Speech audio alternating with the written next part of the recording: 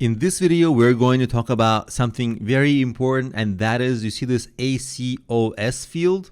This video is brought to you by ACoS Academy. You see, I have an ACoS field ranging from something like 12%, which is, some people would say that's very good, to something like 98%. Some people would say that's very bad. What is it? How can we control it? How does it impact our sales? Let's talk about all this now.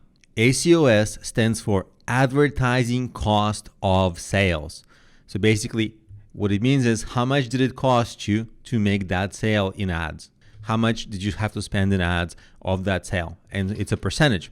So obviously, if it cost you 100%, then you made no profit. In fact, you made a loss, right? Because if you're selling something at $10, if you spend $10 to sell that $10 item, then it's 100% ACoS. It doesn't work because you have to make the item, have the material. So basically, you need a lower ACoS. That's the idea, usually. So most people would say lower ACoS is good. And that's true if you just are looking at the one transaction. If you're looking at one transaction, of course, you want to spend less money to sell the item. It's a no-brainer.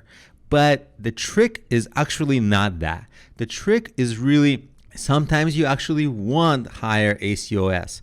I'm okay. You saw that I have 100% almost ACoS. I'm okay with it. When is that okay? Because when I have a higher ACoS, that means I'm bidding higher on more products, which ultimately means I'm making more overall sales. So if I'm making more overall sales, but each sale is at a smaller profit, I can actually still be more profitable. Now let's go over a very easy example to illustrate this. Let's say you're selling something and you have a low ACoS, okay? And you're profiting $10 per every sale. That's good. If you raise your ACoS, you run higher costing ads, and you start to only make $1 per sale. So your profitability per sale goes down. No brainer, very clear. But you see that the trick is that you can be more profitable in the second case with the higher ACoS because it allows you to make more sales. Aha, you see, you can make more sales. And because you make more sales, you'll get more reviews, you'll get more engagement, and that might help you grow inside organic Amazon search and get organic sales. So ultimately, even though per item sales might be less profitable, your overall business will have much more volume, will drown out competitors, will build a stronger brand, will have more customers who bought it and recommended it to friends. None of that stuff is counted in the immediate ACoS in the single item transaction. You see, that's why looking at it is that limited. So that's why I'm not worried if I have 100% ACoS and I run some ads at a loss. I'm not really worried in my case because I'm looking long term. See, that's what I'm doing.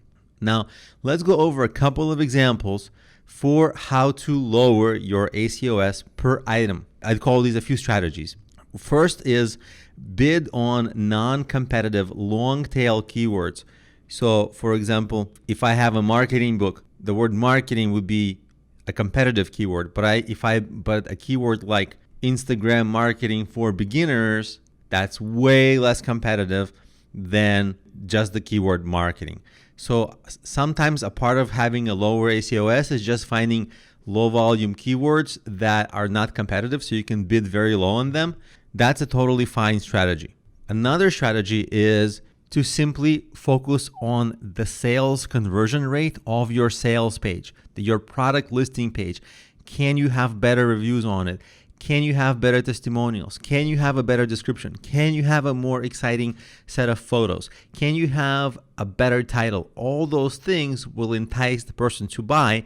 And of course, you'll have to run less ads to cause sales. And so it will be more profitable immediately. And when Amazon starts seeing that your listing is a profitable listing, it's making more money and people are buying at a higher rate, it's going to sometimes give you lower ad rates than competitive products that aren't as highly converting because Amazon sees that yours is more profitable. And we talk about this in the course. We talk about how to make your page highly converting. And I show you hands-on. Another strategy is to start bidding low, maybe too low, on some competitive keywords. And slowly waiting until you gather enough data and seeing, okay, like maybe you're not at a low ACoS, maybe you're not making enough sales. So you raise maybe your bid by 5 cents or a cent, and then you wait a week. And then you see, are you making more sales? Is it more profitable? And you kind of adjust your bids over time and gather data so that over time you can see at which bids were you getting the most sales and the most optimal ACoS that had the best combination of total sales and profit per sale, ultimately earning you the most revenue. And of course, there are some tools for this, for finding like non-competitive keywords. One such example that you can use for free is Helium 10. It can find you a number of long tail keywords to bid on that are not competitive. So right away you can get ideas, and this has free and paid versions. So you can see the free plan is only $0, so you can try it for free.